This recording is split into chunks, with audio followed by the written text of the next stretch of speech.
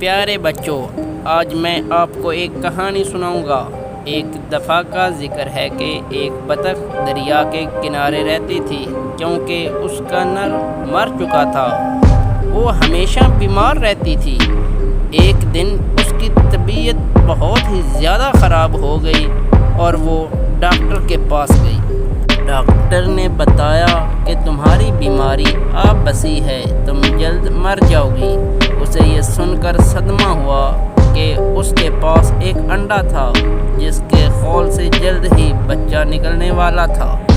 بیچاری بطخ بھی کیا کرتی، اس کے خیال آیا کہ کیوں نہ میں بھائی مرغے کے پاس جاؤں، وہ ضرور میری مدد کرے گا۔ اس نے مرغے کو سارا قصہ سنایا۔ بھائی مرغ، تم ہی میرے بچے کو سایہ دینا۔ مرغ نے کہا، میں تمہارے بچے کو رکھ لیتا مگر میری بیوی یہ بات نہ مانے گی۔ بطخ ادھر سے مایوس ہو کر واپس آ گئی اور سوچنا شروع کر دیا۔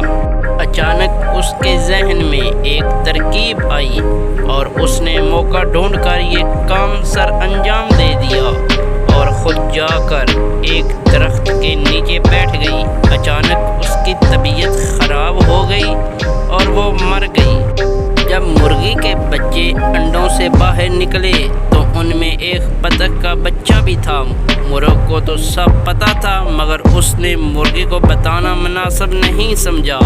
مرغی نے بطخ کے بچے کو اپنے بچوں کے ساتھ رکھنے سے انکار کر دیا۔ مرغ نے اسے کافی سمجھایا مگر مرغی نہ مانی۔ مرغی کو بطخ کے بچے سے سخت نفرت تھی، وہ اسے دیکھنا پسند نہیں کرتی تھی۔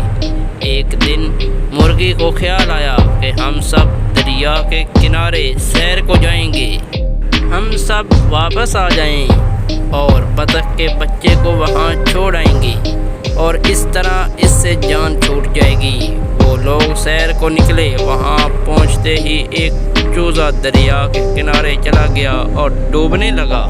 یہ دیکھ کر مرغی زور زور سے چلانے لگی۔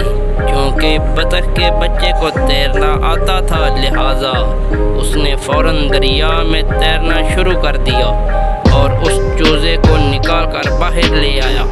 مرغی نے جب دیکھا تو اپنے کیے ہوئے پر بہت شرمندہ ہوئی اور اس نے بطخ کے بچے کو اپنا بیٹا بنا لیا۔